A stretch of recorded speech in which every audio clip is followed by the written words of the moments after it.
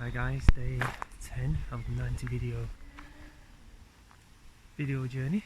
Found an underused selfie stick in the drawer, so I'm going to try walking and talking. Hopefully I won't get attacked by anyone while I'm on the way. Yeah, so today just cracked into reading Stuart Ross's attraction marketing book, and yeah, it all makes sense. It's all good stuff. No, it's not heavy reading, but it's worth reading. Basically, the uniqueness, the thing that's going to differentiate us from the rest of the crowd in the world is us, really. So we are unique. All our experiences, all our upbringings, all the challenges and all the things makes us completely unique compared to all the other bland websites and different, very similar platforms out there. So we in SFM have to become comfortable with putting ourselves on video, I suppose. Now, it's not something I naturally do. I think I'm definitely an introvert. I took a personality test about a few months ago and it definitely came out as an introvert, but I've learned to become better at speaking because of the public type of job that I do, I suppose. So I spent most of today writing a bit of a bio, and yeah, it's a good reflection of where I've come from, what I've done, what I've achieved. It's an interesting little journey. So my background started, I was born in the UK, but my parents came from Hong Kong. Before that, my mum's dad's sister, auntie, she came from China, the Canton province in China. They were wealthy, well-to-do people, businessy type people, had everything, house, probably didn't have a car back in those days, but maybe a horse, I don't know. But yeah, the Cultural Revolution happened. Anyone wealthy was disallowed, and apparently they were all put in chains. Anyone who was a landowner or a property owner put in chains and publicly humiliated in front of everyone. So obviously very scary times, lots of personal assets confiscated and given back to the people, which is what communism is, I suppose, 101. I don't know the huge details, I'm not a big historical thing, probably get more information from Wikipedia. I hear my grandparents begrudgingly talk about those periods, very dark times, like, I mean, I read on Wikipedia recently that during 1958, 1962, the Great Leap Forward, sounds brilliant, evocative, sounds like everything went well, but China got everyone to stop farming basically, and melt everything into iron. So everyone started up little mum and dad type furnaces, and obviously it soon became apparent that the big ones were the more efficient ones. I know everyone else was producing poor quality iron and everything. And obviously everyone stopped farming, everyone started starving, and because it was communism, not a capitalist market where you could feed back, everyone didn't want to displease the leadership in China, so they were funneling grain and everything else wherever the premier, the prime minister went to. So it looked like there were massive surpluses of grain and everything else out there. So it was like a fake booming economy. I think China, even at that time, at the worst time, were exporting millions and millions and millions of tons of grain. So people were starving. Apparently, there's no official records because they weren't in those days, but they were saying it could potentially have been about 50, 60, 70 million people died of starvation, which is a staggering number of people. It's apparently more than World War One and World War Two put together, but obviously no one talks about it because it was a man-made situation. It wasn't really through warfare, it was yeah, purely man-made. They followed some irrigation farming techniques. They thought they could plant more crops per square foot or per meter than they could, and everything just died. So you understand why people wanted to leave. Very scary times in China. You can imagine that 60, 70 people dying. I mean, there were probably double, triple that who were probably on the verge of dying. people were scrambling. It was a bit like an apocalypse basically, and not so long ago as well. So yes, my grandmother, as I call her, even though she was my mum's aunt, she had to just grab a bag and escape, and she got to Hong Kong really and started a new life there.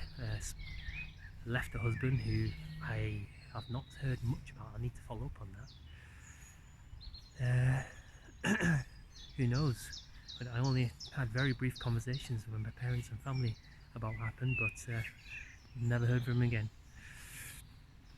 So she started a new life. She met someone from Britain, married him, and came to England, and she adopted my mother, and that's how she came over really. And like most people immigrating to England, they worked in a takeaway. It was in England that my mum met my dad.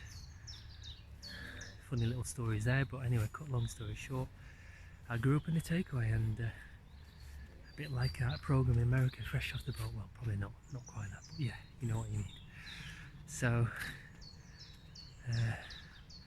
that was my life. Started there. My mum and dad really wanted me to have a fresh life and education, so worked all 7 days a week basically, working hard, put me through school, me and my older brother, doing this, doing that, and eventually I got into university.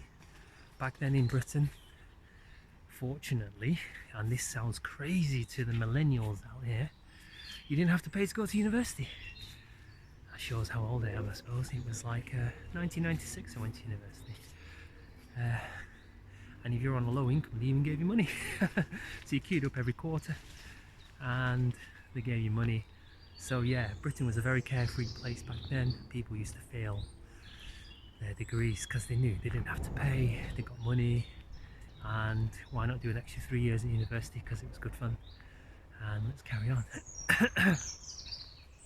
So qualified as an optom, had good fun, good times and everything, and that's how I became an optician. And it was good at first. Everyone, you know, it's an achievement, isn't it? First child of the family to go to university and achieve anything from a small village. I mean, Hong Kong was a small village back then.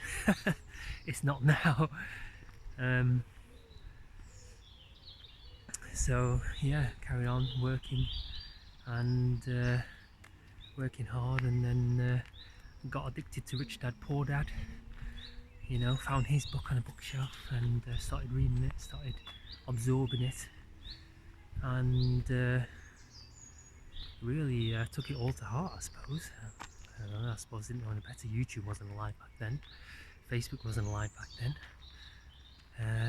so you just read books and read it, accumulated money. It was a bit easier, you know, the wage that I got back in 2000 was much higher and easier to get houses back then, because the price to earnings ratio was much lower. It's a staggering increase that's happened now. Yeah, got married, had kids, carried on investing, moving, doing a bit of this, bit of that property, and then discovered the 4-hour work week, Timothy Ferris, laptop lifestyle, financial freedom, geographic freedom.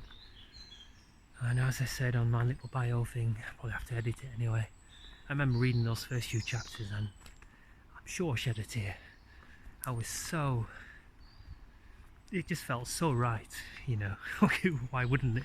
It's very an evocative dream really, isn't it, you know. Dream the dream, and you know, the new rich. Why wouldn't you? You know, the old rich was about building things and empires and collecting meaningless material possessions. But the new rich is about geographical and money freedom. Yeah, so I'm all in, and then there's obviously skipped a hell of a lot in my bio, but that's it really. I'm found SFM. Dan Holloway kept spamming me, kept advertising to me. I remember listening to loads of Tony Robbins videos. What do you need? What do you want?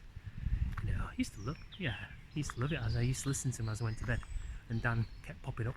So Dan Holloway was the last thing I saw before I went to bed, because I either had to skip it or listen. to Dan Holloway Say's pit where he was in the bar telling me how he invented his laptop lifestyle. So that's a very brief bio. I don't know, I'll have to fill in more later, but as I said earlier, I'm not naturally the person to go on camera, in front of the camera and do all that. I didn't really think I would do it, and I remember going through the orientation meeting, you could hear hints of how we were supposed to do this, and I'm sure I'm not the only one who's uncomfortable in front of the camera, but we are going to be the brand, which I suppose what Brand Incubator is, isn't it? And we've got to get better at being us and putting it out there and not being afraid of it, really, and that is ultimately what's going to differentiate us from the rest of the market, as far as I can see from now. Anyway, I think that's it for now, really, and I'll probably see you tomorrow. Okay, cheers, bye.